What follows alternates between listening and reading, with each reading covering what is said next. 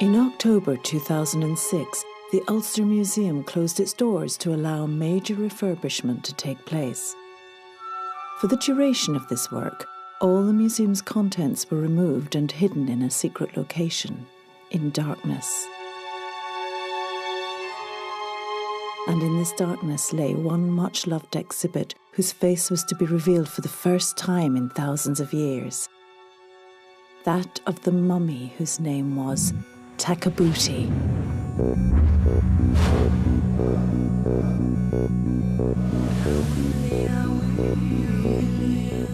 There were so many questions. Where did she come from? What was life like for her? How did she come to be in Belfast? And most intriguingly, what did she look like?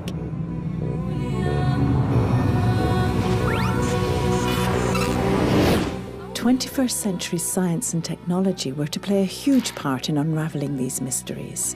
Universities from England, Scotland, Wales and Northern Ireland would come together to share their resources and their research facilities. A team of experts would convene at Belfast Castle to attempt to piece together the jigsaw of facts and myths surrounding the mummy. This was one of the most spectacular mummies we've ever come together to work on.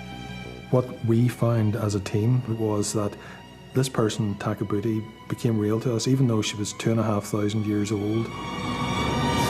We have known her for so many years and know a certain amount about her, but there's the prospect of knowing so very much more.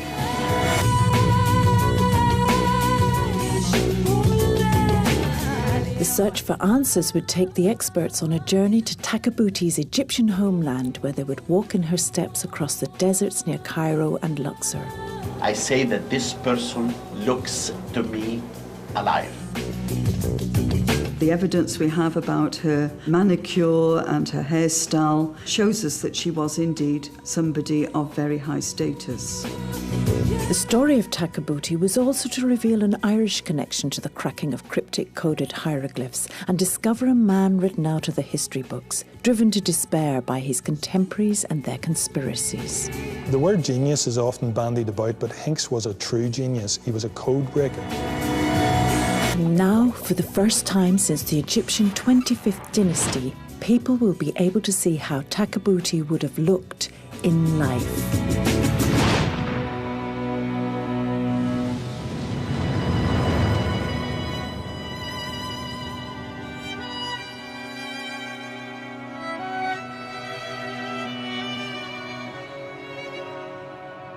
Today's modern Egypt is a visually remarkable country. The day-to-day bustle of its busy cities still hold references to past centuries, but with all the elements of modern living merged with the past. It's a country still drenched in its history, a time filled with spectacular temples and tombs with iconic sites and landscapes famous across the globe. These were to be the backdrop to the story of Takabuti. It's known the mummy was brought to Belfast by boat from Egypt in 1834 by a wealthy young man from Hollywood, County Down, called Thomas Gregg. Gregg had bought Takabuti at a mummy market in Thebes, now Luxor, a place where the rich could buy stolen goods and plundered remains. These would be brought home to impress their friends at dinner parties and to make a mark for themselves amongst their peers. Thomas Gregg was not one of these people. Instead, he donated the mummified remains to the Belfast Natural History and Philosophical Society. The unwrapping and deciphering of Takabuti's hieroglyphs on the 27th of January 1835 was to cause a sensation. Her resting place for the next 150 years, however, was to be at the Ulster Museum. When the museum closed its doors for refurbishment, Takabuti was packed away. The closure offered a window of opportunity for a small group to seek permission to have access to her remains. Winifred Glover has been Takabuti's curator for over 30 years.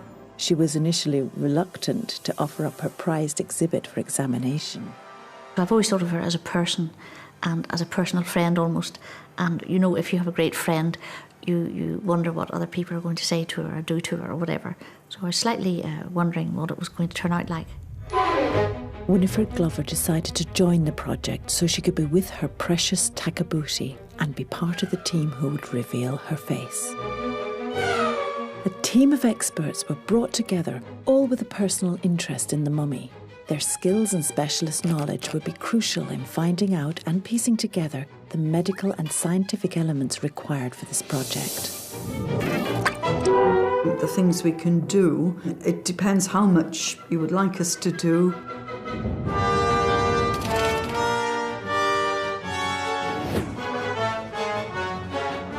You might be able to sort of see that some of her bones are not entirely fused.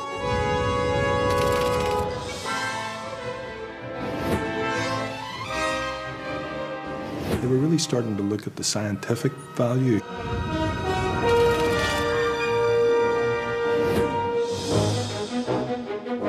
It actually sweeps a laser over the surface.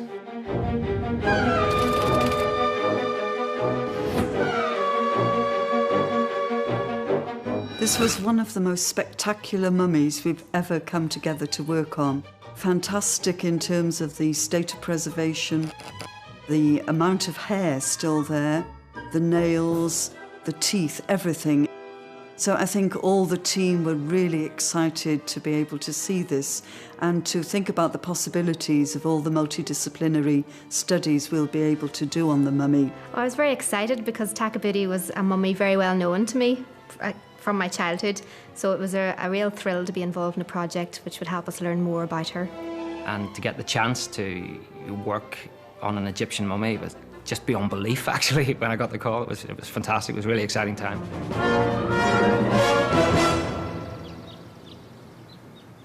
This incredible interest in this one mummy in Belfast has never really abated. Whole generations come to see her, and grandparents bring grandchildren to see her. So she's been a part of really Belfast life since she came. Mm-hmm. She was collected in Thebes in Egypt, which was one of the great important towns.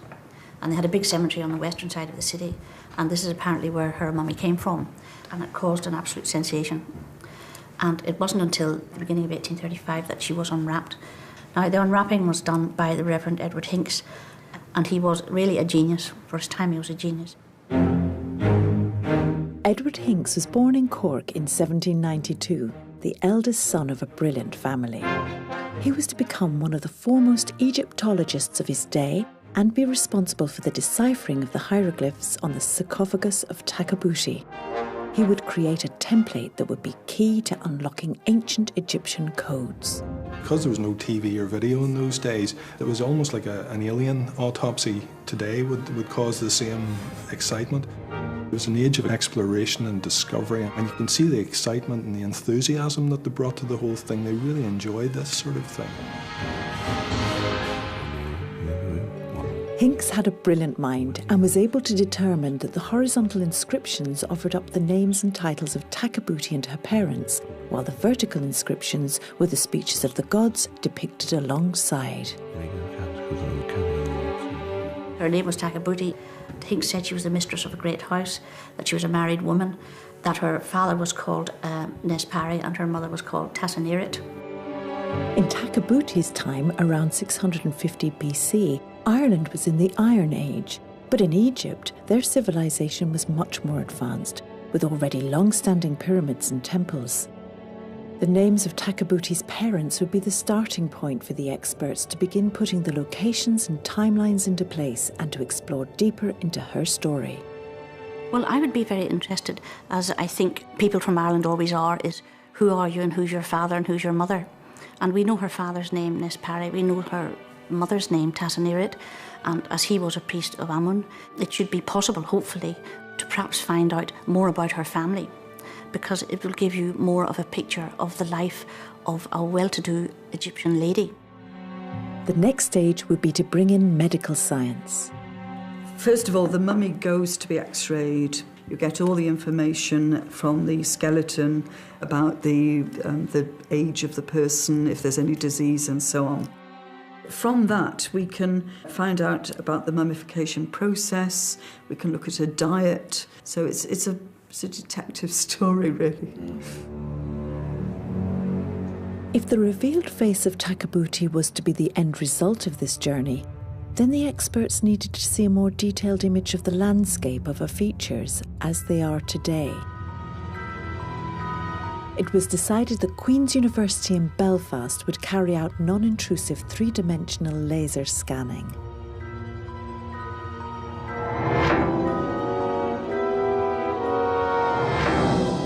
I remember vividly getting the phone call inviting me to be a part of this project. I was extremely excited. I usually scan rocks and buildings and people probably conceive as fairly mundane things. A single laser beam would continuously sweep across the face, each time building up a layer of information, starting to create an exact profile of a woman who died thousands of years before. Its proper name is a three-dimensional non-contact digitizer.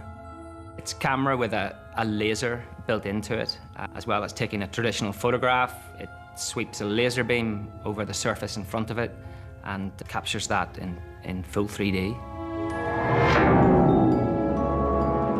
The 360-degree scans were meshed together, the gathered data used to slowly build up a three-dimensional model. It would allow the experts the first sight of Takabuti's face as a movable image and to imagine for the first time how she might have looked in life. It was to be the first of many steps that science would take in recreating Takabuti's features. Imagine if we could travel back in time to Takabuti's day.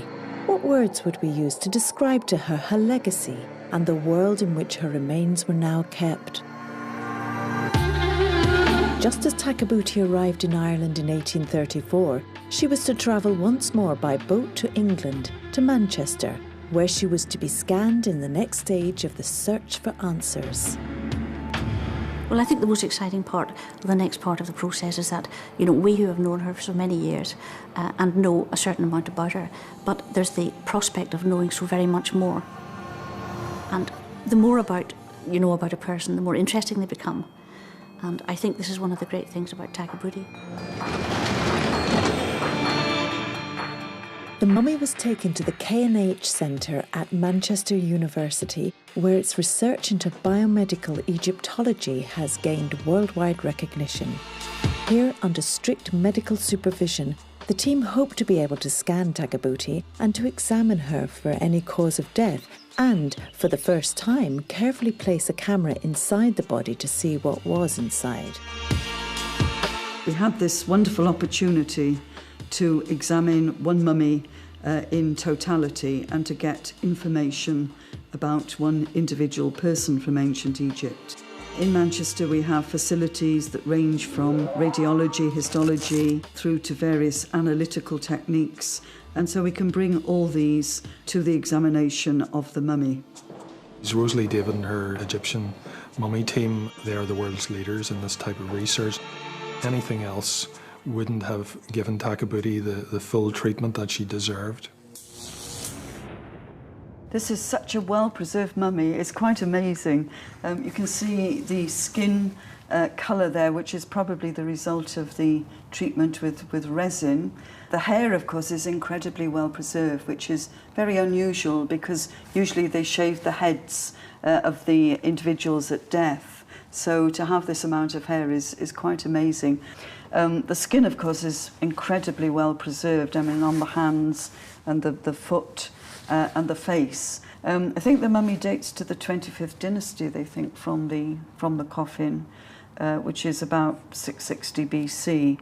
So she was living at a time when Egypt had been invaded from the south by the Nubians and then from the north by the Assyrians. So she lived in very interesting political times.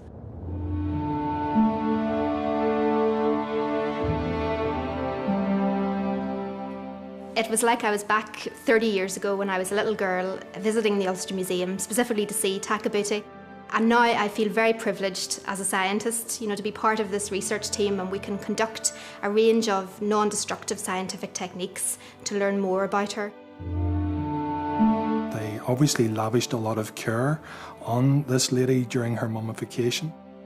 The quality shows that she, in life, And again, that's what we're all trying to find out, what was she like in life as well as her death. It gives us a window into what her life and her last days were like.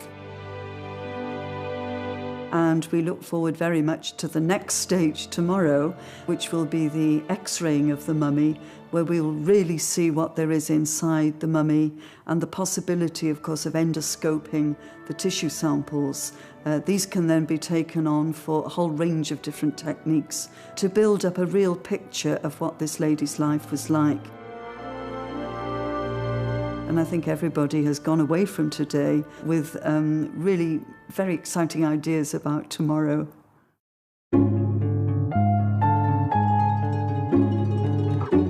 The following day saw Takabuti taken to the Manchester Royal Infirmary for analysis. The team at the infirmary treated her with the same care and dignity as a living person. Firstly, she was to undergo a full-body CT scan, which would allow the team to see exactly what lay beneath the ancient wrappings over her body. Just basically a plain X-ray, just an AP from top to toe. A CT or computerised tomography scan is a special kind of X-ray machine. Instead of beaming a single X-ray through the body, several are sent through simultaneously from different angles. A computer can then work out the density of tissues and can be used to make a two-dimensional cross-section of the body. It's always a revelation when you see the CAT scans for the first time, because you're actually looking inside the mummy at all the evidence that is really being revealed for the first time. So you can see whether the skeleton is complete, you can see if the organs are present, and it's really a window into the mummy. That's a bit more spectacular. Yes. It looks in good condition, actually. So here's the fabric. Beginning to get the bandages. The initial basic findings were enough to excite the team. For the first time, they were presented with hard scientific and medical facts. Every minute detail could throw up something more about Takabuti.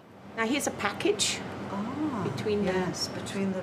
Among the expected internal images was something which caught the expert's eye. A mysterious package.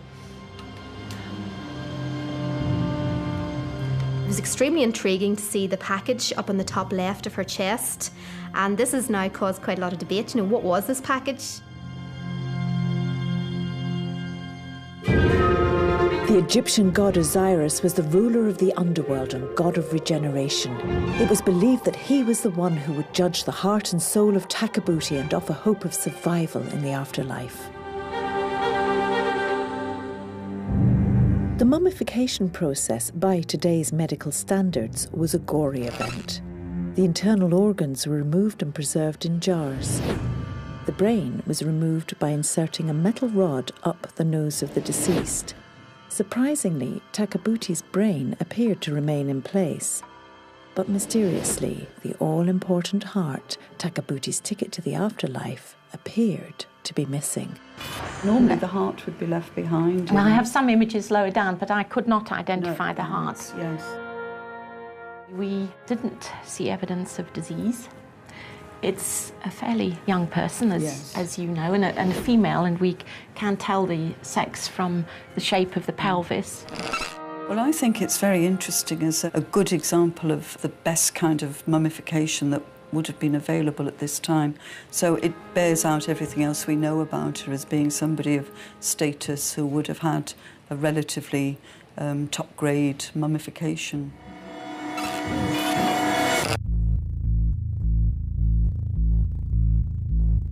While the CT medical information was collated, the scans of Takabuti were pieced together to form an incredibly detailed framework of her face.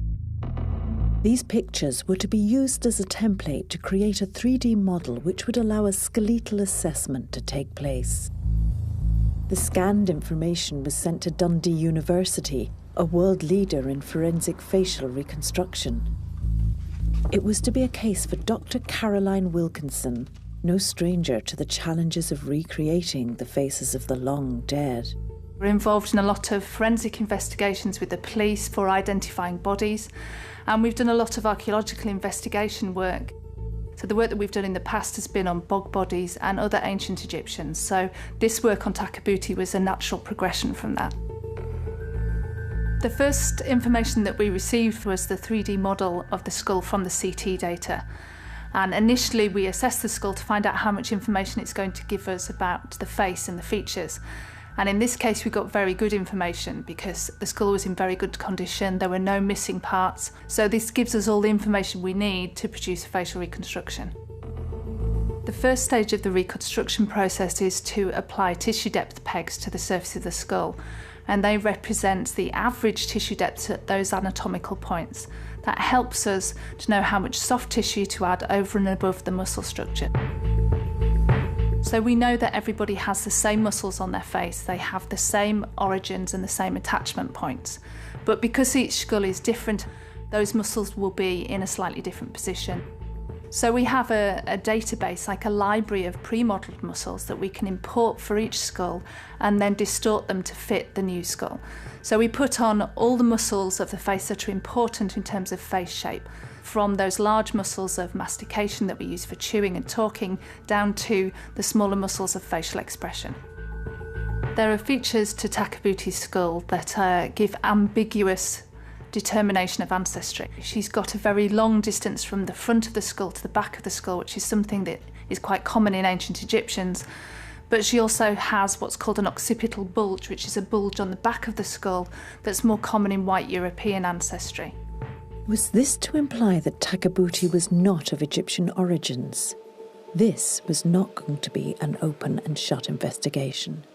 Right, well, I think what I'll do first of all is use the video probe just to do a general scan around on the head here. Yeah. Back in Manchester, the team were about to embark on an incredible journey into the body of Takabuti. The endoscope would allow access to the mummy without damage and with the utmost respect for the body. To get any form of tissue and hair samples would be crucial to discovering more about Takabuti. It was decided that the best point of entry was an area in her ribs which had already been opened in 1835. If we can get there again with the forceps on, and see if we can harvest a little bit of that. Very timidly, a small set of forceps were fed through and sent on a remarkable journey to collect samples from within the body. That bit of tissue.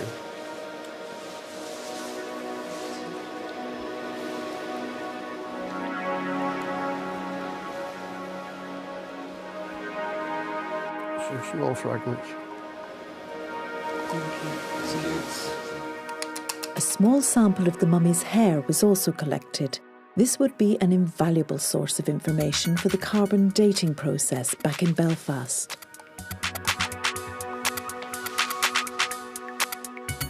The hair, internal tissue and material samples were immediately analysed by Rosalie's team of experts.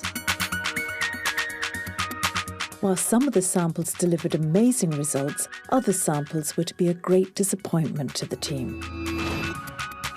What we see here is a microscopic preparation of the material taken from Takabuti. The commonest thing we see are plant fragments, or in fact wood sawdust, that was used to pack Takabuti following mummification. Here we see a Tyrophagus mite.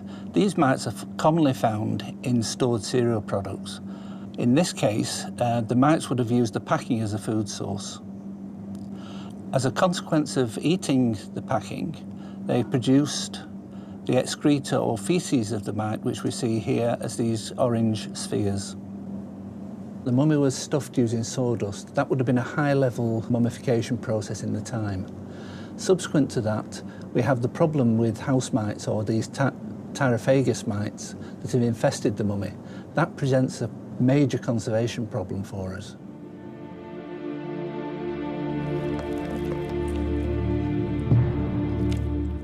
The mummified remains had been infested and destroyed by mites and parasites, making it impossible to get clear results from the tissue samples.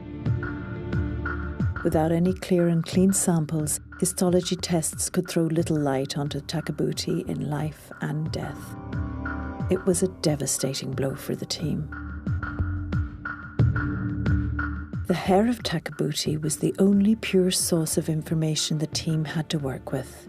If this too was polluted or badly damaged, there was very little hope for definite results. The first interesting point is the tips of the hair. This here is a modern cut end. As you can see, it's very straight and blunt. But Takabuti's natural ends of the hair were very similar. Now, this indicates that her hair had been cut either just before she died or after she had died. Under the light microscopy, there did appear what may have been a nit or louse egg. So if she did have nits or lice, they would have been from ancient Egypt. And we know that nits were a bother to people then, as they are now, because we have remedies in papyri to treat nits. What can we say about the colour? Because on the mummy it looks as if it's blonde, almost a red-headed blonde. Yes, well, fortunately, when Takabuti was unwrapped, a lock of her hair was kept separate. So this hair actually looks a darker brown or auburn colour. She wouldn't have been blonde or red. That's a shame, really. But what could you say about her ethnic background? Is there anything you can say about that from the hair? Yes, we cross-section the hair, and there are 3 types. There's Mongoloid, Caucasian and Negroid. This is all determined by the shape the cross-section makes. And Takabuti was more Caucasian. Right, yes. Because we speculated on whether she was somebody from outside Egypt. Her hair is very unusual. Yes. As we sort of look at it even closer, we can tell that her hair has been artificially curled. The ancient Egyptians had curling tongs similar to what we have today.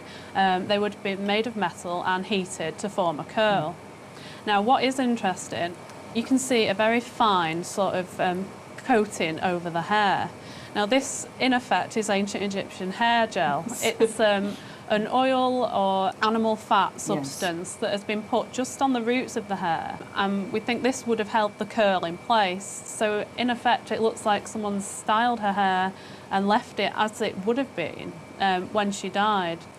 It is important, I think, because your hair is so much of your identity, and Takabuti's identity, really, because we want to know what she looked like, what she would have been like in life, and her hairstyle would have played a big part. The incredibly high standard of hair samples offered up a huge amount of information. Was Takabuti from outside Egypt? Was her hair of such importance to her that someone cut it on the day that she died? For an Egyptian woman to reject the traditional shaved head option and thus to leave herself vulnerable to infestation by head lice, her hair must have been a huge part of who she was. The CT scans and muscle reconstruction files were sent from Dundee to Cardiff University to be merged together so that a solid head could be projected into a vat of liquid resin to slowly build up an exact head. The process would see thousands of layers of skin being built up in latex one by one in exact accordance to the measurements given up by the previous scans and skeletal information.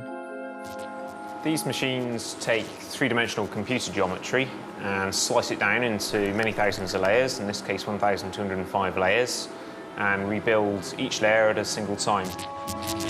Once one layer is finished, it recoats that layer and builds the next one. So it's gradually building on top of the previous.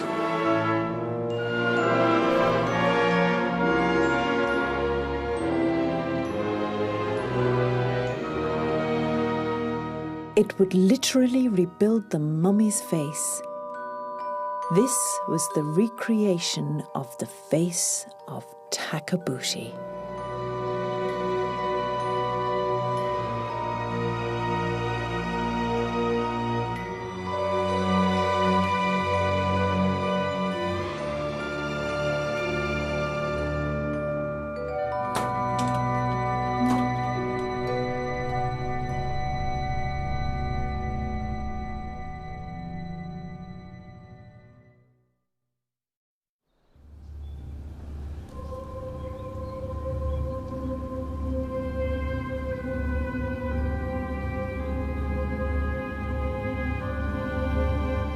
The story of Takabuti was not just about one woman. It was to offer up the story of a man whose brilliant mind was to break the code of Egyptian hieroglyphs. A man who was to live his life in deep frustration and depression. A man who was to challenge both the church and the British establishment. Takabuti was one of the greatest loves of his life, but she would also play a part in his eventual downfall. It was here in 1825 that Dr. Edward Hinks arrived in the beautiful country church in Killalay. Hinks was to spend 40 years ministering to the congregation here. During that time, he became increasingly unhappy and despondent about his lack of advancement in the church. But despite this, he ended up as one of the great pioneers in Egyptology and Assyriology. While Hinks never visited Egypt, his mind was able to decipher the cryptic symbols on her sarcophagus. The word genius is often bandied about, but Hinks was a true genius. He was a code breaker. He had the sort of hardwired mind that could look at a jumble of data and make sense of it. Very few people can do that, but there is a price to pay.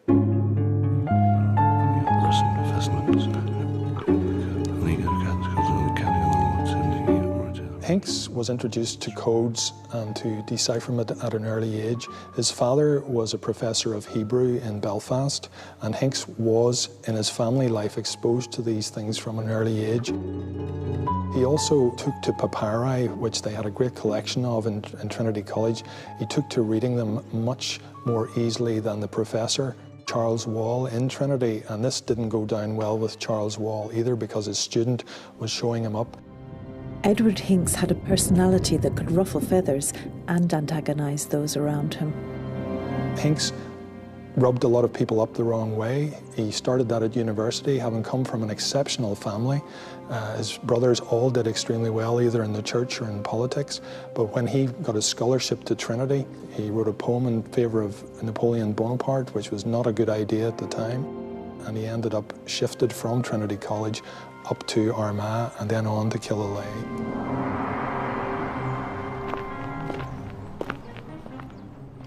It is incredible to think that Hinks, for 40 years, carried out the vast majority of his work in this house. The standard of that work was world class, better than many university departments of Egyptology and Assyriology.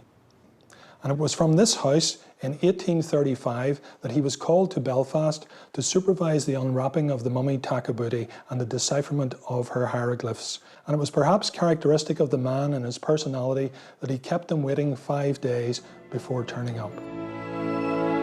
The unwrapping took place in the upper room of the Belfast Natural History and Philosophical Society, now the Old Museum Arts Centre. The Reverend Edward Hinks astounded his peers with his knowledge and insight of the hieroglyphics on the coffin. Hinks's personality and demeanour, however, was to cause resentment and eventual exclusion from the circles he so wished to impress. He was never to gain the accolade he deserved for his work in hieroglyphic decipherments. He recognised this himself in a letter to Robert Peel, the Prime Minister, where he begged for a position in Egyptology and was eventually turned down. And indeed, he took this so seriously that when his brother Francis, who was Prime Minister of Canada, put in a word for him with the British government, Hinks became so annoyed that he didn't speak to him for some time. Frustrated and angered at being overlooked in so many areas of his professional life, Hinks was to be kept in Killalay for the remainder of his days. In Dr. Hinks's final years, his personal health declined, as did that of his wife. Sadly, Dr. Hinks died in 1866, still at the top of his field, but in his own mind, unfulfilled and disillusioned. I get a great feeling of sadness that he didn't achieve all that he could have achieved. Unfortunately, it was his personality, the flip side of which was quite dark, which prevented him from reaching even greater heights.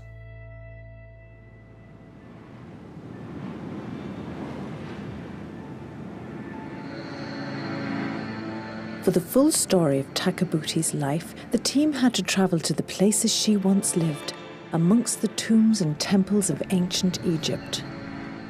What secrets would these deserts and landmarks offer up? The deserts of Saqqara were to be the perfect location to get a true understanding of the impact and ingenuity of the ancient Egyptians.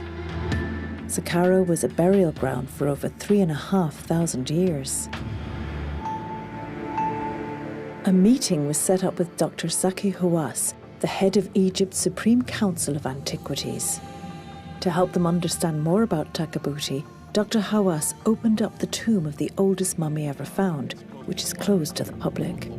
We were very privileged to have the opportunity to be escorted round that tomb by Dr. Zaki Hawass, who is the Secretary General of the Supreme Council of Antiquities in Egypt. And this was a real insight into the relationship with mummification.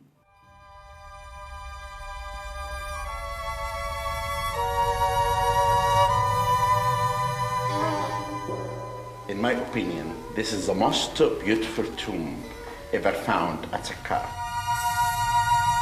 Because this tomb is a family tomb, belonging to a person called Nefer, and it was his family.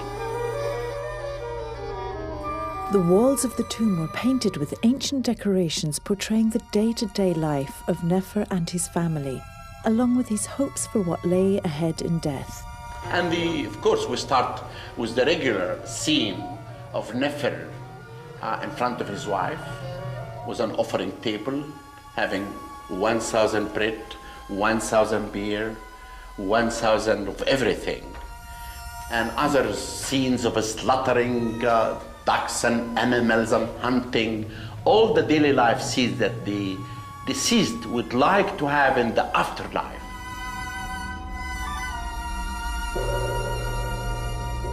There is no name found for this mummy, but scholars who excavated this tomb, they believe the name was Watai, and he's one of the members of the family of Nefer.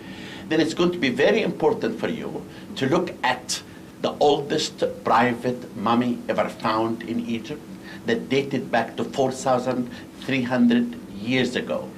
But really what's amazing about this mummy, that the feet and all his body was completely preserved. And I always, when I come and see this mummy, I say that this person looks to me alive.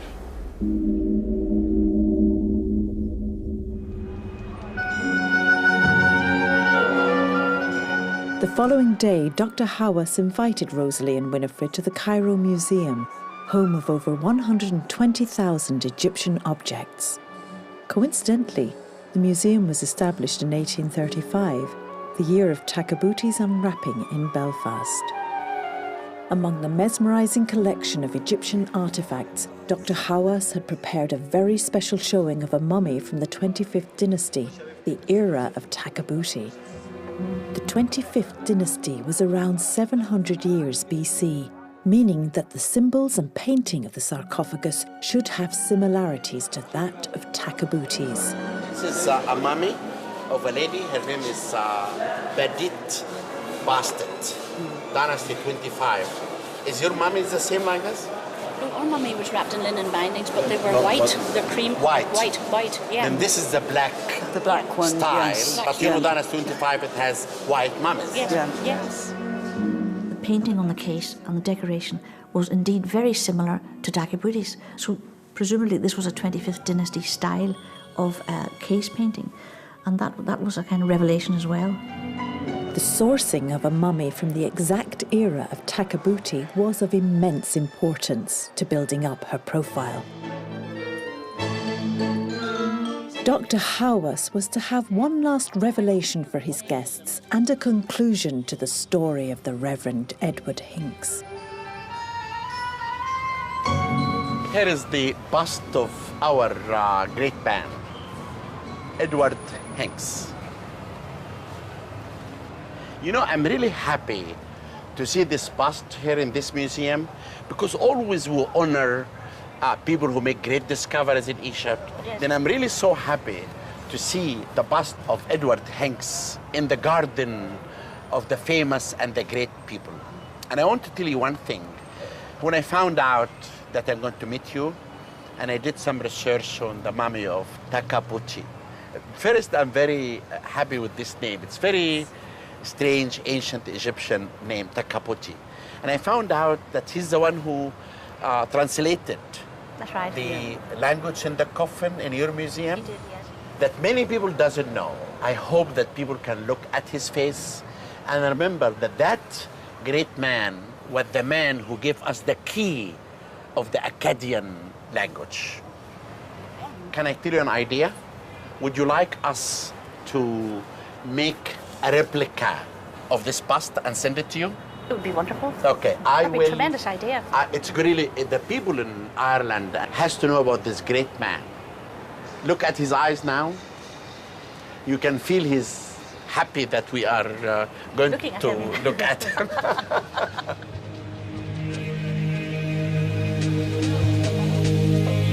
The basic resin head of Takabuti had now returned to Dundee University from Cardiff for the next stages of the reconstruction.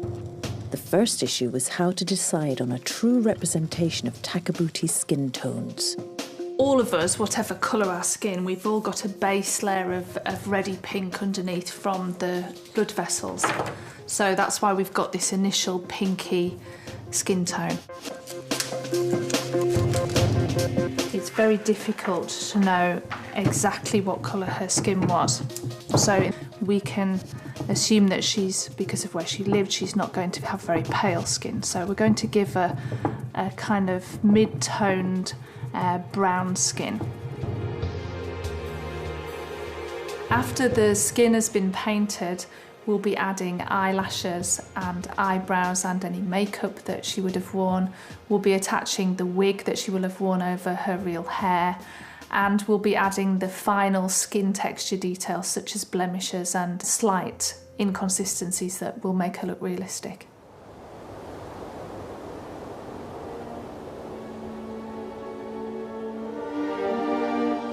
It was recorded that Takabuti's father, Nespar, was a priest at the temple of Karnak in Luxor.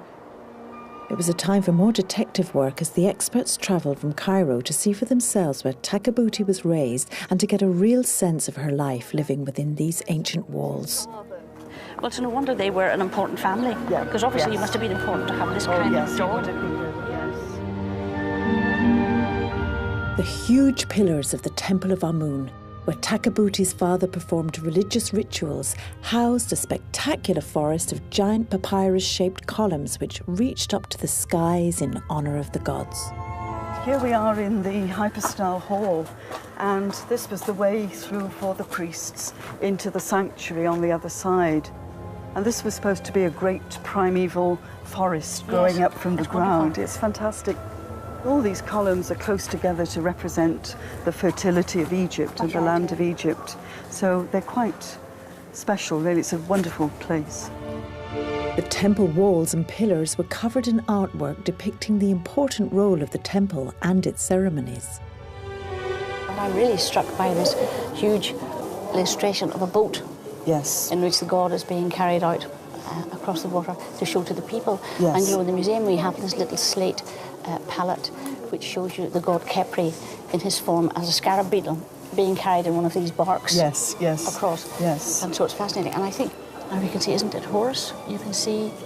Yes, they're wearing masks. These are the priests. And maybe Takabuti's father this might have been one of his duties to carry the bark of the god and to be in these processions. Yes. So we can really reconstruct quite a lot of what his daily work would have been. Yes. The Nile still plays a huge part in irrigating the deserts of Egypt, and it is remarkable that water was channeled to Luxor to fill the temple's sacred lake. At sunrise each day, priests like Takabuti's father would set free a goose across these waters as a symbol of the great cackler, the goose that laid the cosmic egg at the dawn of creation. So here we've got the sacred lake of the temple, Winifred, and of course this is where Takabuti's father would have gone to bathe himself every morning before going into the temple, because this purified the priests. So you can almost imagine the scene at the great festival when they brought out the statue and carried it round and sailed it on the lake. Yes, and would Takabuti and her companions, would they be allowed to watch this? Would they had to keep back? They would have seen some of it because the festivals took place outside the temple. It was a way of showing the god to the people. Yes. And they took the deities between the Karnak temple and the Luxor temple.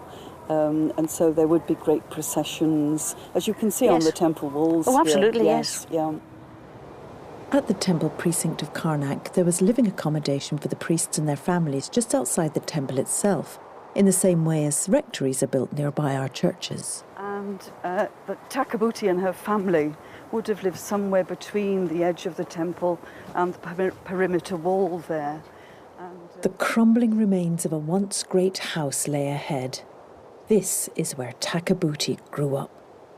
We know that Takabuti was a wealthy lady and the mistress of a great house, and it's always interesting to think about the sort of lifestyle she would have had. Yes, I mean, she would have had a house full of servants. Absolutely. Lots of bedrooms and shower rooms. Yes. Some of the scenes in the tomb show these wonderful banquets where they were all being entertained and drinking wine. That's right. And the food they would have had. And the food they would have had as well. Because the food, of course, was brought from the temple by the priests and divided up amongst their families. Yes. So they would have been eating the food the gods had, yes. Which was very largely a meat diet, whereas the ordinary people, as you know, were eating the sort of vegetarian diet, yes, very much so. Yeah. These were the sights she would have seen every day. You feel closer in time to them. 25th dynasty doesn't seem so far away.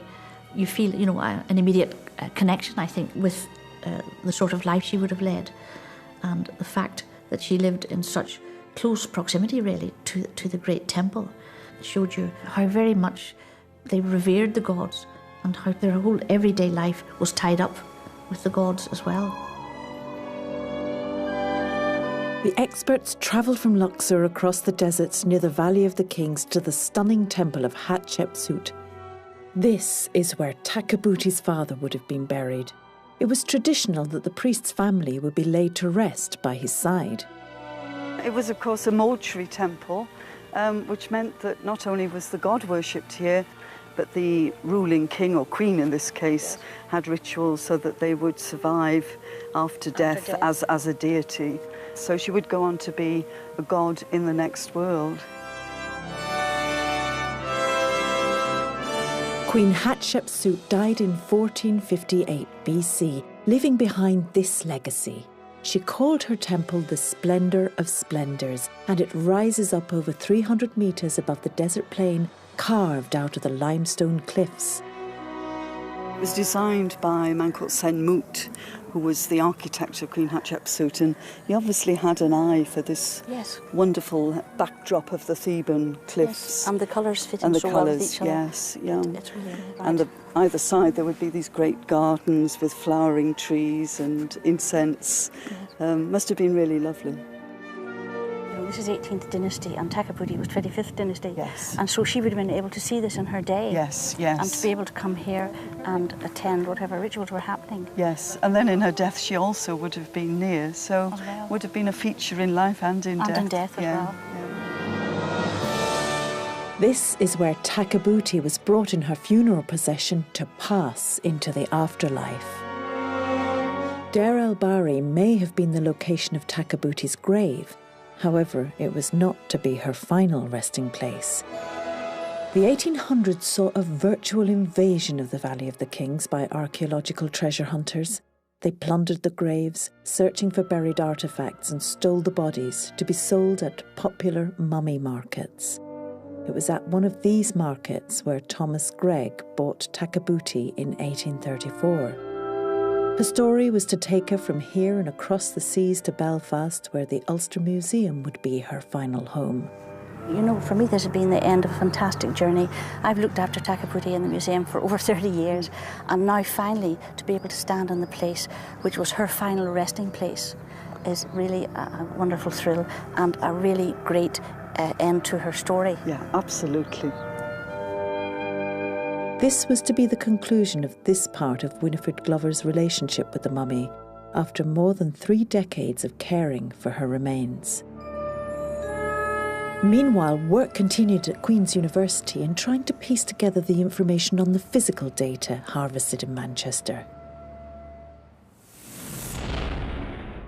Eileen, we've got some very exciting results to show you today of the Dr. Eileen Murphy met with Dr. Paula Reimer from the university's Chronology Centre. Eileen began to summarise the complex information so she could report back to the group. Samples of Takabuti's hair had been taken for radiocarbon dating and isotope analysis.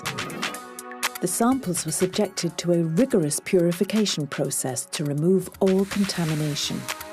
The pure material was then run through an accelerator mass spectrometer to get the radiocarbon date.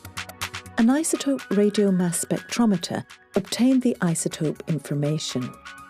These high-tech pieces of equipment caused the ions to accelerate to very high speeds before analysing their masses and separating out the different isotopes. The conclusions were soon to be revealed. A year after they first convened, the team of experts returned to Belfast Castle to reveal their findings. My work as an archaeologist has largely looked at skeletons, and there's almost a sort of an anonymous feel to them, because while you try to empathise with skeletons, you don't really know the person as an individual. But with Takabuti, it was something different. And for me, she's like an old friend, because she's really one of the big reasons why I became an archaeologist. One of my roles in the project was to bring the samples of Takabuti's hair and bandage back to the Chrono Laboratory in Queen's University, Belfast. A radiocarbon date isn't a calendar date. Takabuti's radiocarbon age was range cross-referenced with graphs based on known age tree ring measurements. So she was quite happy to go with the date of about 600 BC. So the other part of the analysis that was undertaken in the Chrono Laboratory was stable isotope analysis for the purposes of looking at Takabuti's diet. The non-radioactive isotopes of Takabuti's hair provided information on the types of plants and proteins she would have eaten. Takabuti ate little cereal, but food mainly derived from trees, shrubs and legumes, beans, peas and other pod foods. She would have also eaten freshwater fish such as catfish and perch. Freshwater fish, and this would sort of tie in with what we'd expect for ancient Egyptians, you know, with the Nile being a really rich resource for them. What about Takabuti, the woman herself? Well, whenever she was originally unwrapped in 1835, the doctors concluded, you know, from looking at her teeth, that she wasn't less than 20 or more than 30 when she died. There's a little bit of wear on her teeth, and I think this actually pushes her into sort of like a 25 to 35. Now, for me, this is one of the most sort of intriguing aspects of the imaging. It's definitely not part of Takabuti's internal organs, so it must have been a package that was deliberately placed inside her chest during the mummification process. But we do know that the heart was always given special treatment because it was considered to be the centre of the individual's being, because basically it was needed in the final judgment before Osiris to determine if the person could get into the afterlife. So I wonder, is this package maybe the remnants of her heart? If this was the heart of Takabuti, then she would indeed have been allowed to enter into the afterlife. John Denton was next to speak to the group. The other major component of the material we took at endoscopy was wood. And these are wood fibres, wood sawdust in effect, and this is from the packing. And again, John was to tell the group of his disappointments during his research. On a personal note, I felt really frustrated in that all of the internal organs had been removed, probably at the time of interment. If we'd have had biological material, internal organs to look at, we may have indeed found the cause of death. We discovered quite a lot of information about her health, her lack of disease. I mean, we can't identify disease in her, but we can find out that she was a woman between 20 and 30 who died from an unknown cause. The evidence we have about her manicure and her hairstyle shows us that she was indeed, as the inscriptions say, somebody of very high status.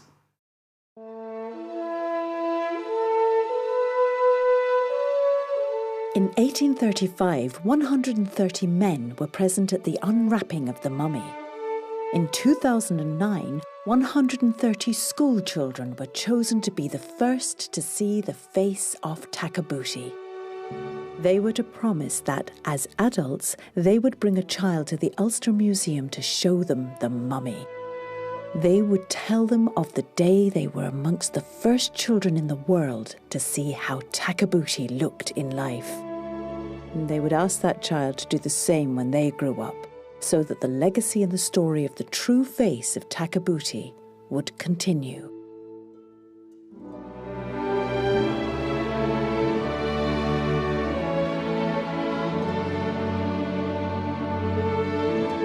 Well, I'm delighted to be able to reveal to you today the face of a 25th dynasty lady, Takabuti.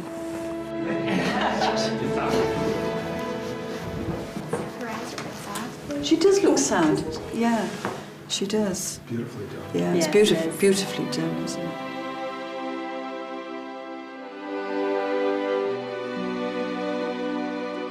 When I look at the face of Takabuti, it makes me realise that here is a woman of her time. Here is a woman of character and importance. I really do think we're very privileged to be able to have a representative of such an amazing civilization in Belfast for so long. This has been a real privilege to work on this particular mummy with colleagues from Belfast, and we've all worked as a team. We walked in the footsteps of Takabuti. We traced her life and her death, and it brought us much closer to this quite amazing individual. One of the things that impressed me all the way through was the dignity that was brought to the project. Takabuti was treated as if she had passed away literally a few days ago. Everyone looked upon her not as an object of research, but as a person. What we found was that this person, Takabuti, became real to us, even though she was 2,500 years old, and we treated her as such. Being involved in the facial reconstruction of the face of Takabuti has been a great thrill for us. It means that we can produce a face that's being exhibited in a museum that the people of Northern Ireland will get a great deal out of, both now and in the future. And so that when we open the museum again, she'll be able to emerge, as it were, in her full splendour, with so much more information about her, so much more interest for the people of Belfast. So that I think, she's got so much more to offer, and will continue to have so much more to offer in the years to come. It was soon time for the mummy to return to the Ulster Museum to retake her place as one of its most treasured exhibits.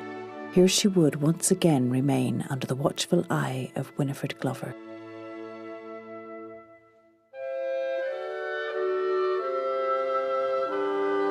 And so the story of Takabuti had been told, and her true face revealed. And she will continue to be of huge fascination to the generations of children in Northern Ireland, and to enthrall visitors from around the world. This is the story of Takabuti, a woman who lived over 2,600 years ago in Egypt, but who now rests in Belfast.